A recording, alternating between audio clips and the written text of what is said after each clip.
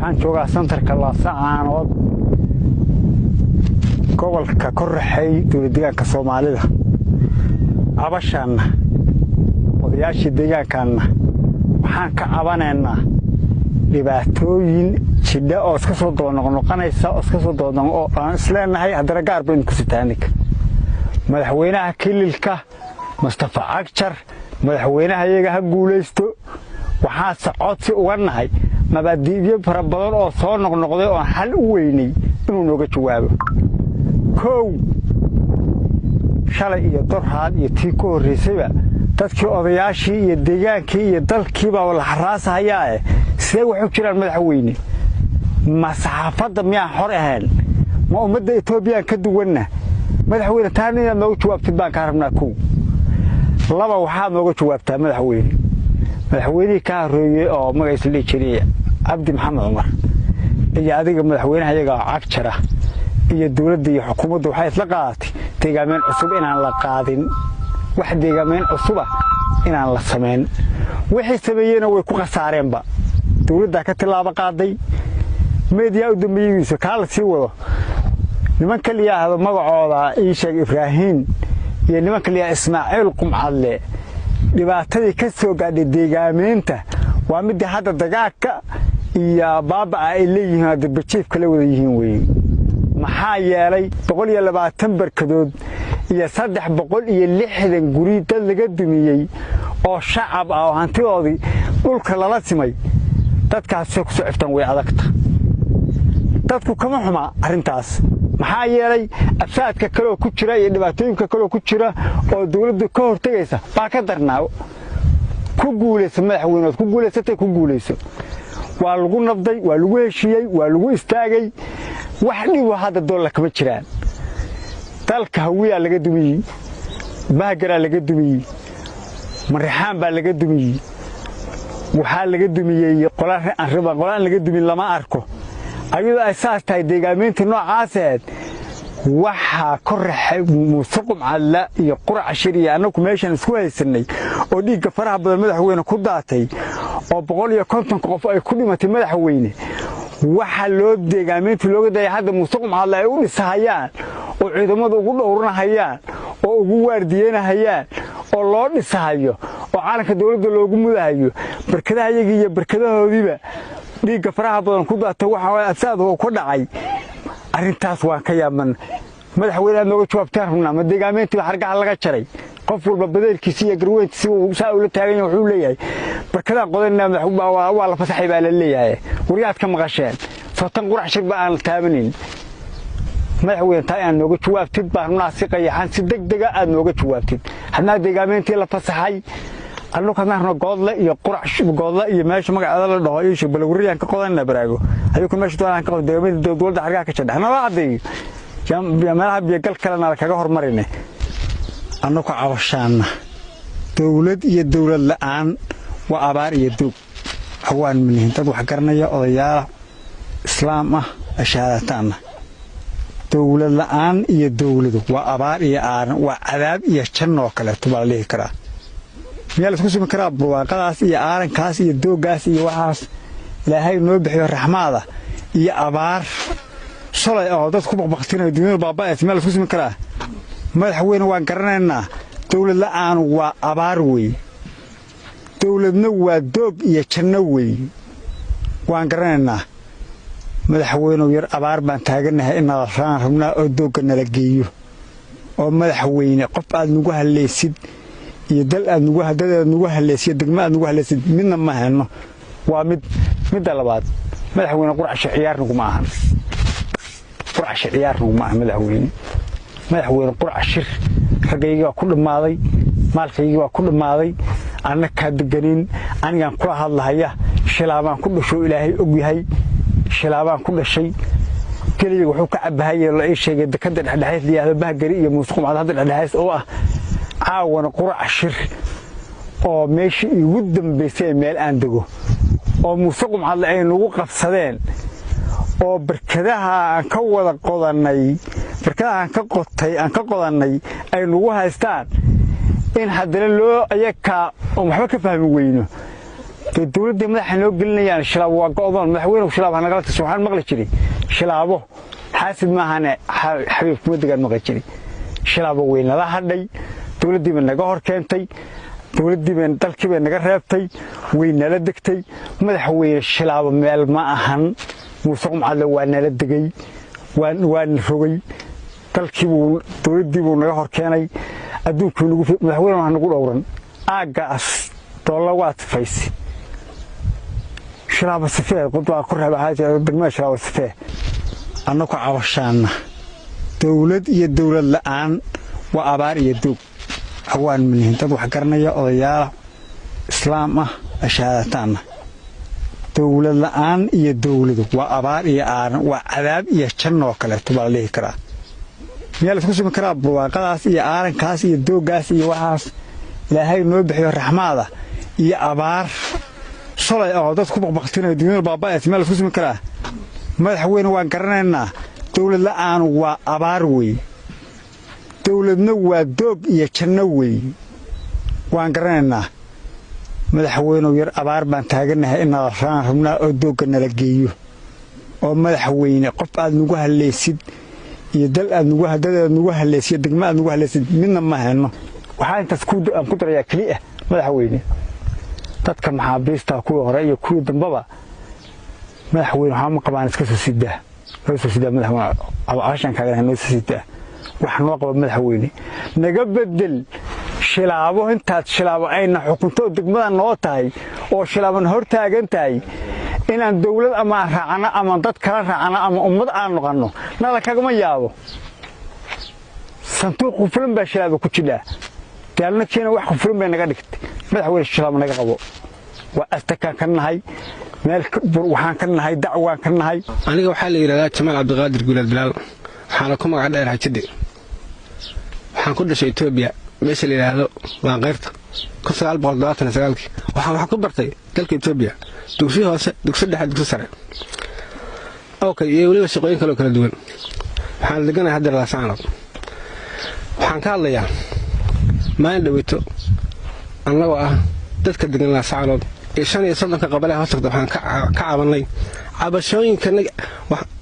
waxaan u cabanay madaxweynaha dowladda Soomaaliya cagta annagoo ka cabanayna dhibaatooyin soo noqnoqday oo haysta ilaa hadda cabashadana noocaas ay gudbinay media kala hadalay madaxweynaha madaxweynaha meel aan mar hore ma jirto god baa noo dhaxay ku yaala qabdahar iyo shilaabo cabasho kasta oo shilaabo gudbino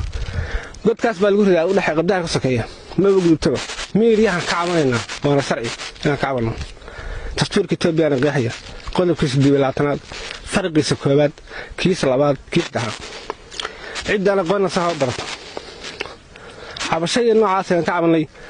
waxaa la qaay tilaabo kuna laga qaay tiro kale waxaa la xiray 104 qof tigdi loo geystay qayb kamid ah ay kamid qaban habeenka yiraahdo بين نور محمد الله نبي سديل بالوجتي أي وردا وعين هذا كحرين قبل كولر وح عن قبله أنا شايفنه هو الدينين وأنا تسوري حديث بحوها قل حق ولو كان مرهم حق كهلا دعتها كخلا رجل وح قال لنا وحش العيوي ويواجه صحافتنا وما فسحنا أبتلاش وكليه ومد سهمين ككلا وحنا الله نلوم ضد جن بلديان كسامالي تبيه ولا شيء مريحان تدين حد تخيل حبانه إلى هذه تا حكوا حساب تبع عيد كستو أنا اللي بتنو جثث أحمر والحكومة ما تصفى يدها جرانو رتشدوا أمساكين كان جريز تصفى يدها جرانو ما كله رتشدوا أمساكين كان جريز وحاسب صلاة الله وحاسب الغمرية هذا كمجرم آيات بوحيد لما تقولون ما لا تفعلون كبر المقتل عند الله ما لا تفعلون هكون قولوا إحنا فرين عيد كسام بزمين الوقت هذا حلو شيء سوى حكينا على الله يبارك كل عيسى ورسول الله وحان عصينا المرة بعد مدحين كعصينا إن حرية قولك أوفقان بارسنا وتاك مثلا لو شخص ما نتفرج ما نعيم ما نافل قادين عبصنا لكن كعبنا حق بنو لا تصور أنا فصحي دين سوى أنا فصحيسا وأنا لو عبلي تدل بين الوجسي وأنا روح حرا حدا كوي حرامي اتكسر قصص عبصاص ay aragto kilibkaas waxaan rabnaa cid kastoo qisay inay gudbiso waxaan ku celinayaa haddana mar labaad ku celinayaa waxaan ahay dad Itoobiyana oo dhashay dhaqaxaan degan gobolka Qoraxay degmada Shilaabo gaar ahaan sarka Laascaanood degan xad tayo leh rabbaanahu Ilaahay siibaan waxaan ka hadlaynaa santarka Laascaanood waxaan nahay dadkii shacabka ahaa oo santarka Laascaanood arrinka aan ka hadlaynaa waa arrin jira weeye waa wax jira waa wax muddo fara badan lagu soo noqnoqonayay haddii aan la aamusnay waa u adkaysan weyne haddii aan ka hadalnayna waa nolo kaga dara waxaan marka maqla hadda ka hortay nin la odhan jiray cigaal shiidaan oo ninba si u yaqaanay Soomaalida fuliynimada lagu tibaaxi jiray baa guureeyay goor hamiin ah wuxuu u yimid geed kurma go'aan oo ununka hore laga jaray geedkii uu ka shakiyo libaax dad qaadaho mooday uu ag istaaga waagu markuu baryayba wixii waa geed kurma go'ana geedkii kurma go'anka ahaa arga socoli wuu la hadla wuxuu yidhi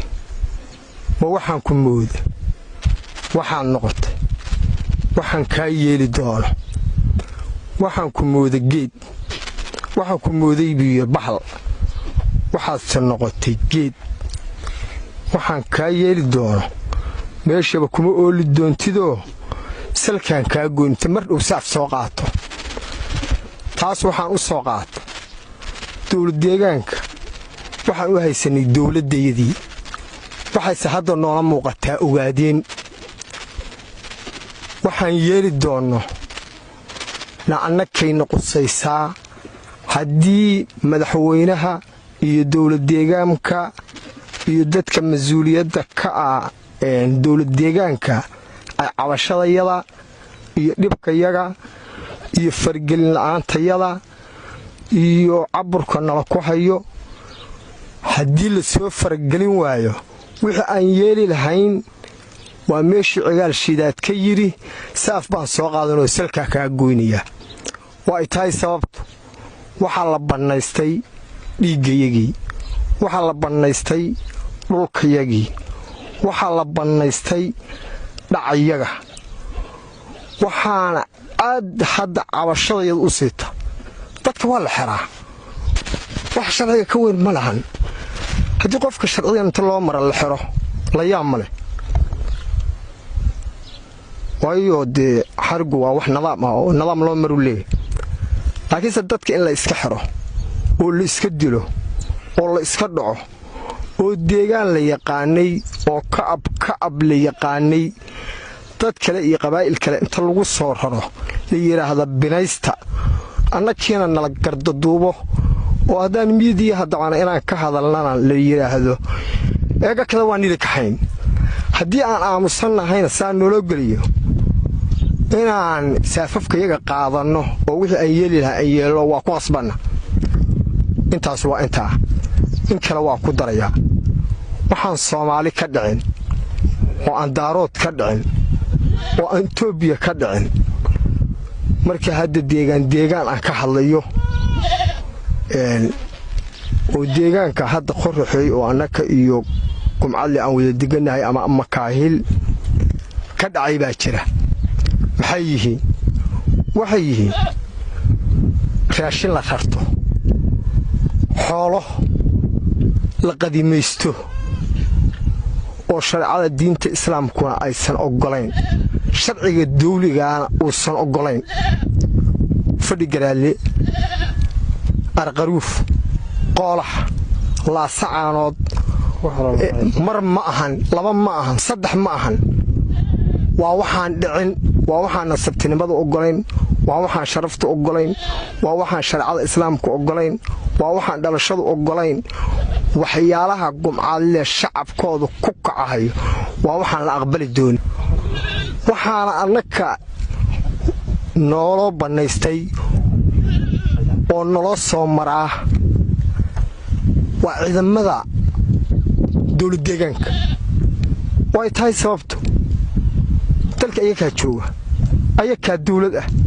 ayaga shaqeynaya haddii ay sidaas yihiin in dadka isdilo oo isdhaco waa waxaan dawlad lagu arki jirin wey waxaa la qorigiinni dhiga waa xarayn waxaan deganahay anigu qaasatun markii aan iska hadlo laasacaanood 10 kilomitir meeshii ii jidha min qorigiisii iyo baagiisii wato heensaysan baa taagan anigana cadow ii ah yaa naftayda iyo maalkayga masuul ka ah arrimahaas waxay quseeyaan dawlad deegaanka waxaan nahay cabasho waxaan nahay dadaan dawladdii diidanayn waxaan nahay dadkii shacabka ahaa waxaan nahay dad muslima waxa dadka qabtaana qabta waxaan ku soo gaabinayaa oo ku soo gabagabaynayaa cabashadayada ha la arko